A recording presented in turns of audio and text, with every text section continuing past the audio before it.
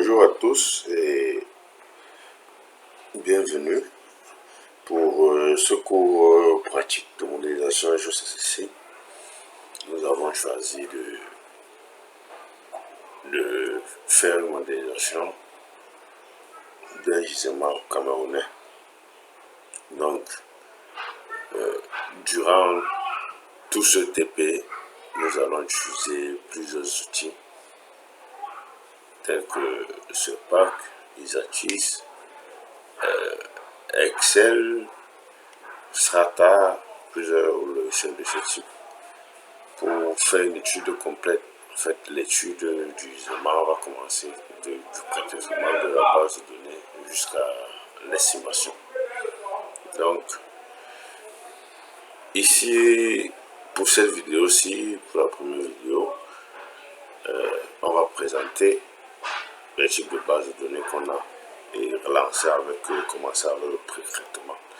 Déjà, il faut savoir qu'un projet d'estimation dépend des moyens de l'entreprise et aussi du type d'éléments qu'on va estimer, parce qu'il y a des gisements qui nécessitent les lots d'investigation. Il y a des gisements pour qui la géophysique même seulement suffit. Par exemple, pour la création d'une carrière, on n'a pas besoin de faire le forage, le carrière de granulat. Alors on fait juste la géophysique pour déterminer l'étendue du gisement. Et ici on peut faire les prélèvements, les petits forages, des forations dans le but ici plutôt de déterminer quelle est la qualité de la roche qu'on a en place. Également pour les carrières comme le marbre, si la géophysique ne suffit pas, ici on peut faire les forations pour déterminer l'étendue et aussi déterminer la qualité. Mais il y a des grands gisements comme le fer, comme l'or, où en plus de la géophysique, nous sommes obligés de faire une grosse campagne de forage. Donc cela va dépendre tout d'abord de l'entreprise, des moyens de l'entreprise dispose et aussi de la nature du gisement. Ici, nous avons pu rassembler trois grands types de données. Trois grands types de données issus des projets. Trois grands types de données issus des projets ici. Ici, par exemple, on a une base de données d'une mine au Cameroun. Cette base de données-là est la résultante de 10 ans de campagne. Et dans cette base de données, on a plusieurs types de résultats, des données de cours, tels que le cola, les données de la structure et tout, les données de densité. Il y en a tellement. On a les résultats ici, les analyses au XRF. Les analyses qu'on a faites sur le terrain. Maintenant, on a les résultats d'AC. Les AC, c'est généralement les analyses en laboratoire. On a même ici des standards, des blancs, c'est-à-dire on a des valeurs de QAQC, comme on a vu en cours, qui est ici en fait la vérification de l'authenticité du laboratoire. Pour le QAQC, on a les standards, on a les blancs et on a les difficultés. Et à la fin, on a même la base de données qui est déjà préparée ici pour la modélisation sur DataMine ou sur SurPack. Et vous voyez qu'ici on a préparé le cola, la géologie, la sensibilité magnétique, les résultats géochimiques et le survey. Ils ont même préparé déjà les styles, on va voir ça plus devant. Donc ici vous voyez donc il y a tellement. Là c'est un projet assez vaste, le projet a duré 10 ans et dans ce projet là on a toutes les données, c'est-à-dire ici quand on sera appelé à faire ce genre de projet, on va juste vous remettre la base de données et vous pouvez commencer le travail. Comme un autre type de projet, c'est toujours au Cameroun, mais ici c'est un autre type de gisement qui est différent. L'autre projet c'était le fer. Ici c'est plutôt un projet pour pour les teints, la cassitérite, tant pour moi.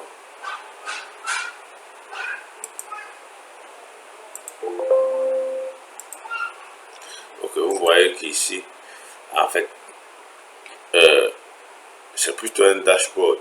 La base de données, c'est sous forme de dashboard Excel, c'est-à-dire la base de données interactive. On a ici plusieurs trous qui ont été faits et quand on clique sur un trou, on nous amène directement au résultat d'analyse en Nubium, à l'interentabilité en Wolfram, tout ce qui a été fait. Et dans la base de données, vous voyez que là, c'est les données d'analyse en laboratoire. Ici, on a les données de login géologique ici, liturgique. Vous voyez qu'ici, on va donner la liturgie en fonction de l'intervalle dans chaque trou de forage. Après, on décrit tout, les couleurs, l'altération. Tout ceci, c'est dans une grosse base de données. Et ici également, quand on clique sur un forage, il va nous ramener. Après, on a les résultats, les dashboards détaillés pour ici, pour les teints, pour le Nubium. Ici, pour la totalité en fonction de chaque tour, de forage. Donc, en fait, là, c'est un autre type. C'est un projet moyen ici, mais le projet, vous voyez que le projet est un peu différent. Il n'est pas comme le faire. Du coup, l'entreprise ici n'a pas utilisé la même technique pour l'enregistrement de la base de données. Le troisième projet ici, toujours au Cameroun, le projet sur lequel nous allons travailler,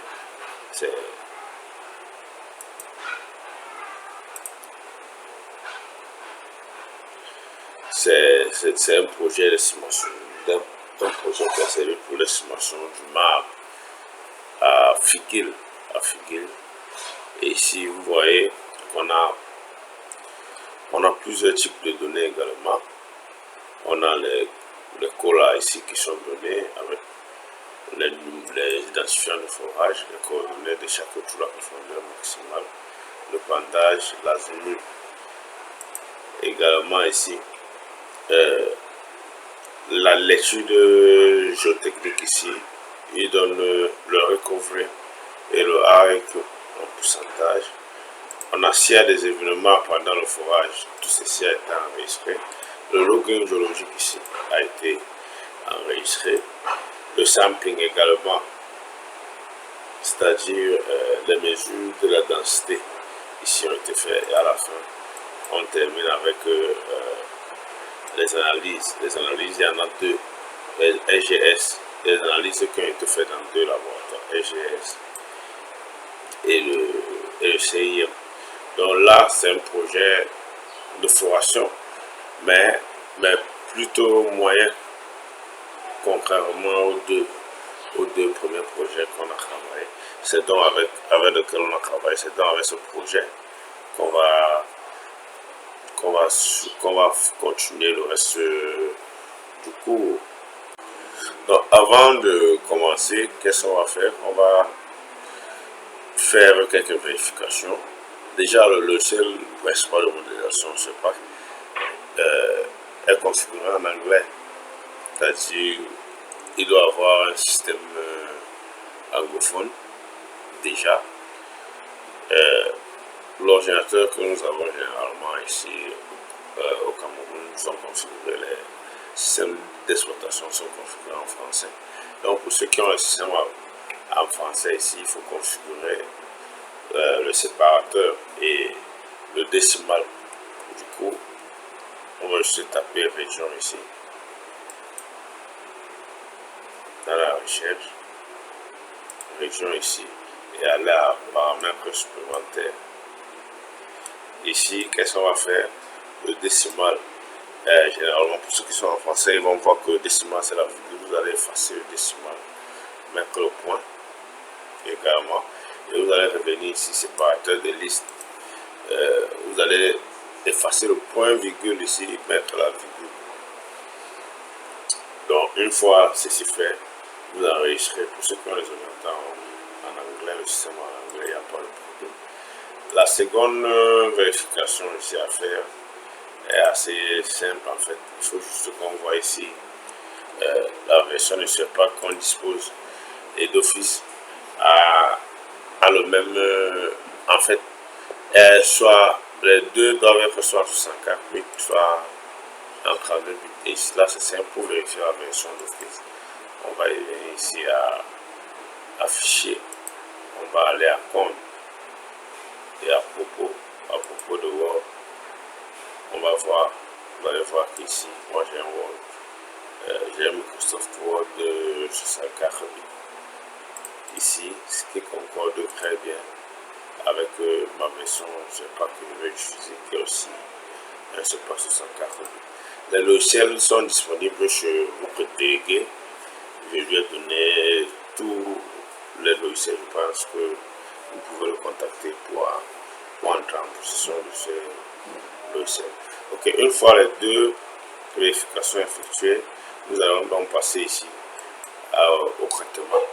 Ici, nous allons dire que nous travaillerons avec la base de données concernant l'exploration du map. Donc, la première chose à faire ici, c'est de créer un nouveau dossier. On va appeler ce dossier pizza. Et à l'intérieur, je vais créer ma base de données originelle. Donc, je vais entrer.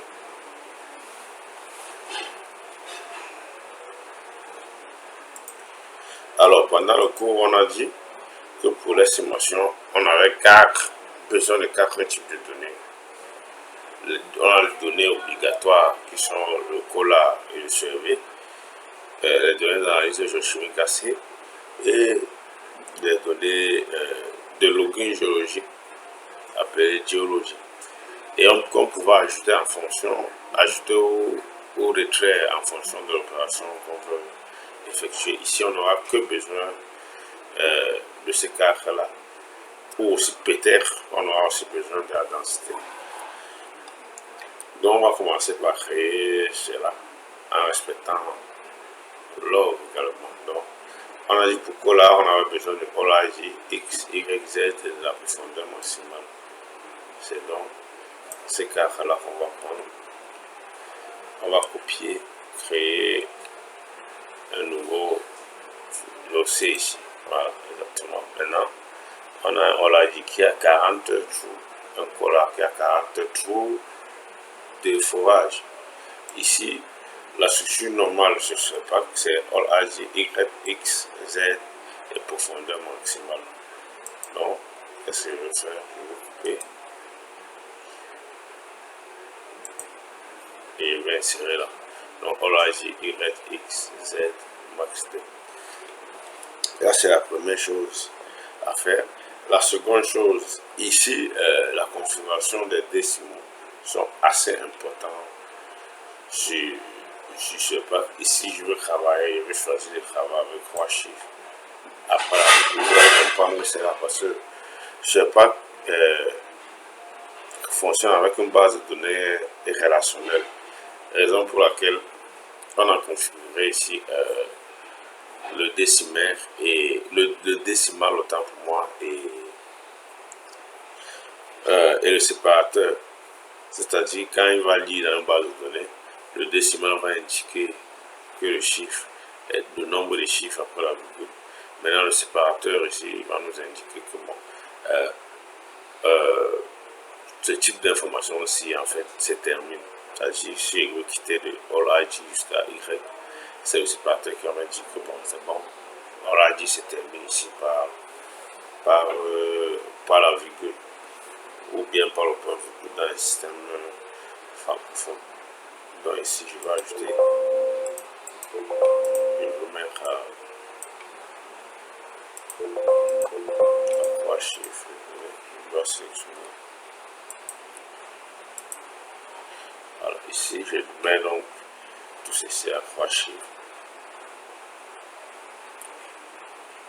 À 3 chiffres et je vais enregistrer.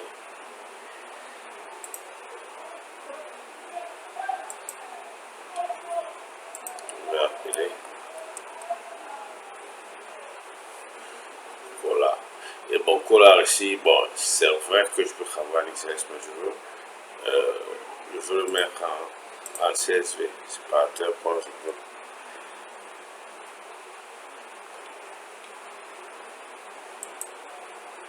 Donc, il y a mon premier fichier ici, collage, que je vais fermer. Ensuite, je veux faire la même chose ici pour server. Donc, ici, pour le fichier server, nous allons faire la même chose toujours. Nous allons prendre d'abord OLAJ. En plus, nous allons copier également la profondeur.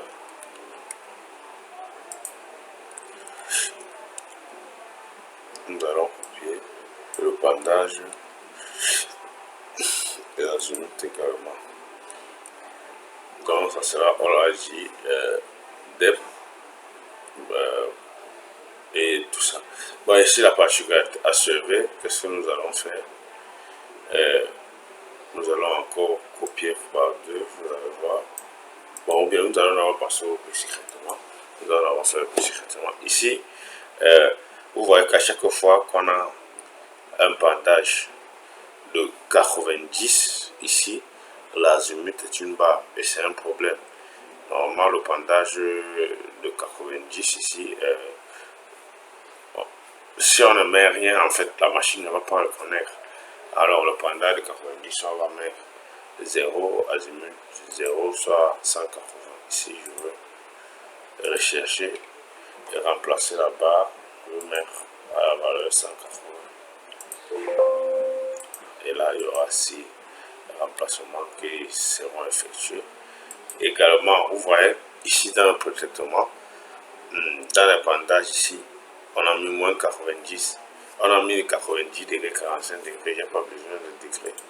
Alors, je vais également remplacer les degrés. Et je vais rien mettre.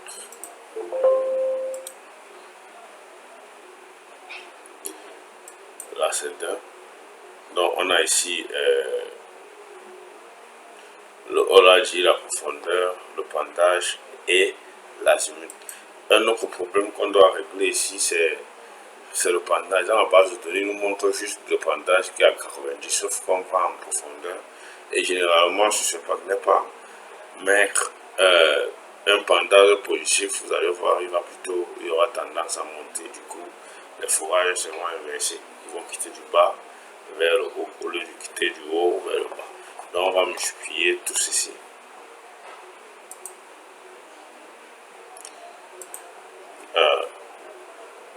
On va créer ceci. Il serait égal à moins ceci. Nous allons double-cliquer pour appliquer jusqu'en bas. Donc ici, on va copier et revenir coller ici. Mais sauf qu'on va seulement coller les valeurs.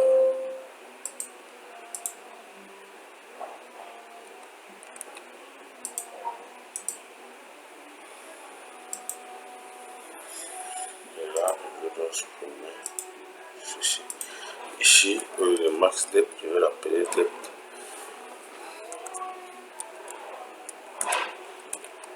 Depth pour dire deep. Et là, au lieu de max depth, je vais plutôt écrire depth. Là, c'est 2. Maintenant, quand je vais finir ceci, je vais le copier.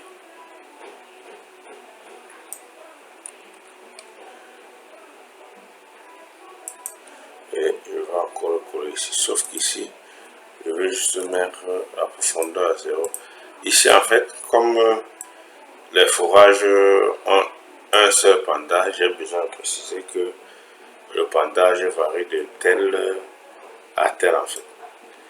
C'est pour ça que je mets de 0 jusqu'à la profondeur maximale. Je mets le bandage et l'azimut. Là, je peux faire un tri. Imprimer ici en fonction Je sais pas, voilà ici. Oui, et je vais ajouter un niveau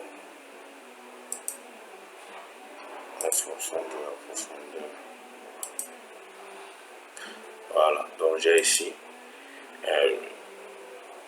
pour B005, de 0 à 65, vous voyez directement une profondeur initiale pendant une profondeur maximale pendant En fait, si on avait plusieurs niveaux de changement de direction ici dans le forage, on aurait précisé.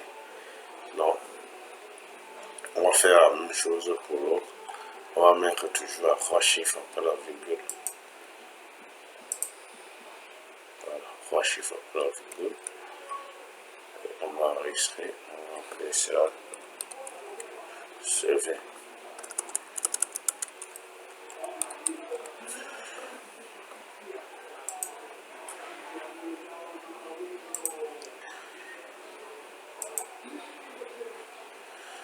Ok, là c'est bon. Maintenant on va continuer avec le troisième type. Le troisième type de données ici qui est le géologie, les données géologiques. Je pense qu'ici, les données ont déjà été bien classées, il n'y a pas grand chose à faire.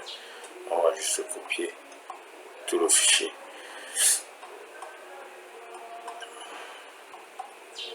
Tout a déjà été fait. Bon, maintenant, ici nous avons la description. Bon, je juge que on peut utiliser cette description ou pas. Moi, je vais choisir de ne pas l'importer parce que je ne veux pas l'utiliser pendant mon travail. Je fais donc la même chose ici.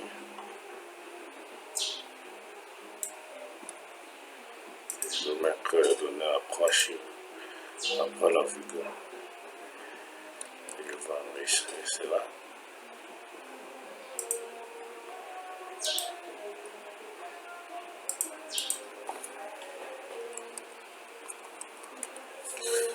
Je vous dis.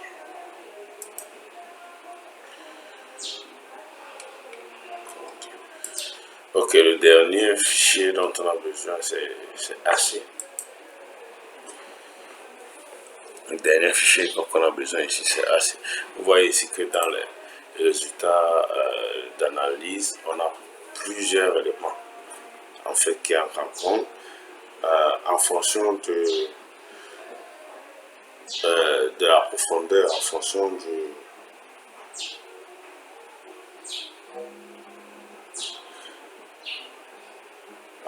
de la profondeur.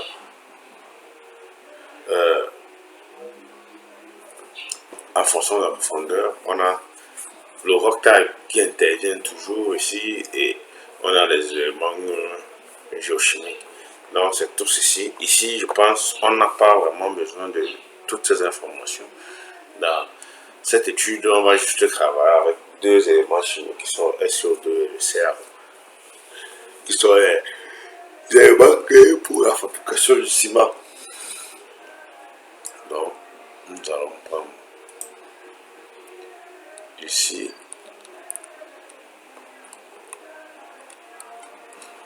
le coller. Après, nous allons prendre un premier élément ici qui est le CaO.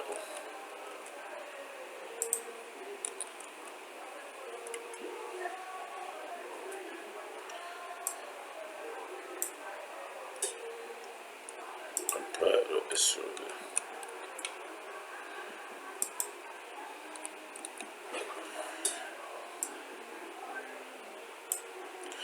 Donc ici, ça va nous faire 1151 données de forage de bit 01 à bit bon, on a même bit 17, tout ça. Bon, ici on a deux types d'analyse. Je ne sais pas trop si je dois mélanger les deux. Si ici il n'est pas assez nombreux. Vu que je n'étais pas sur le projet, je ne connais pas vraiment à quoi servir le deuxième, mais je vois qu'il est assez incomplet. Mais je pense que ça peut être les analyses qui ont été faites pour la vérification, parce que là on a 302 données. Moi-même, moins de 300. Donc moi je veux je vais m'abstenir de prendre ces résultats-ci. Je vais juste regarder les analyses que j'ai là. Ok, ici, on va commencer. Ici, on va ce que vous faire. C'est un problème en fait sur le format. On peut la convertir en nom. Ils sont vus comme les caractères.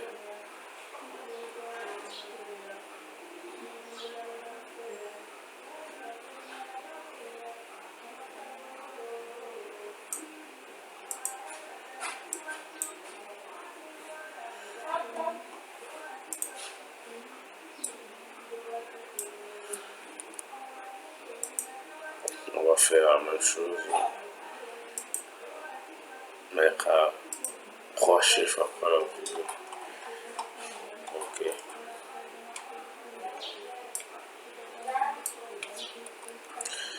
On va enregistrer. On va appeler ça passer.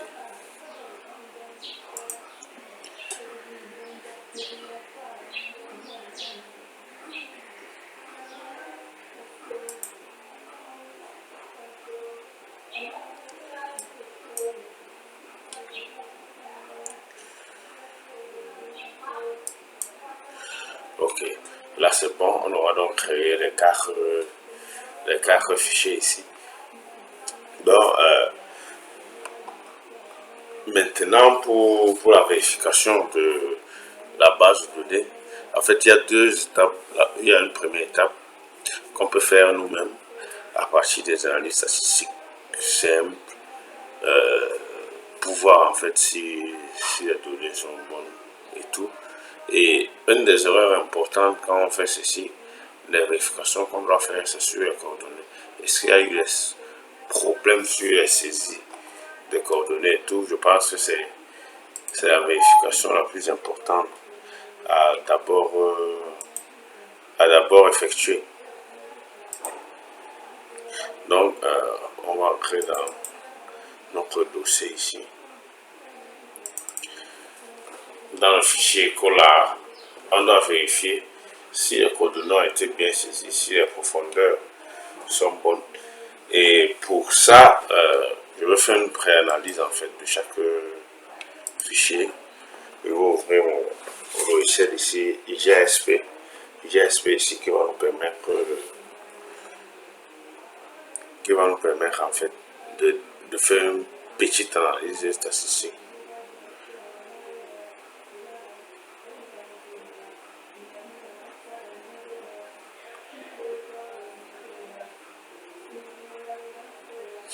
Ok, j'ai IGSP qui est là.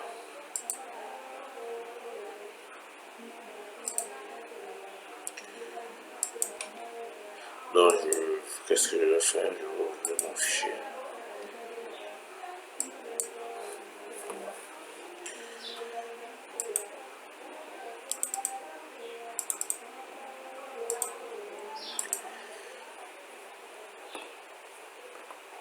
Ok, j'ai là mon fichier et je vais simplement faire une analyse descriptive des données.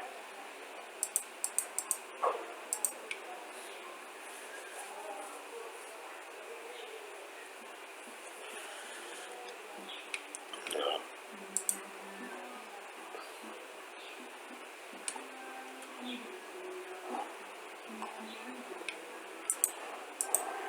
Je vais ajouter un histogramme parce qu'il me permet de voir.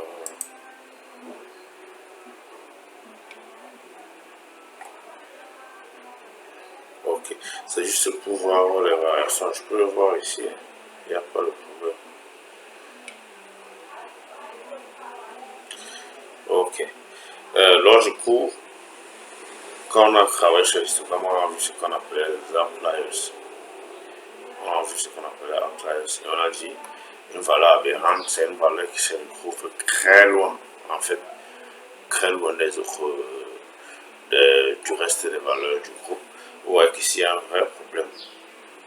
Il y a une valeur ici qui est très éloignée au niveau des Z, parce que la hauteur des altitudes dans la zone varie entre 350 et 500. Mais ici on a une valeur qui est inférieure à 50 carrément.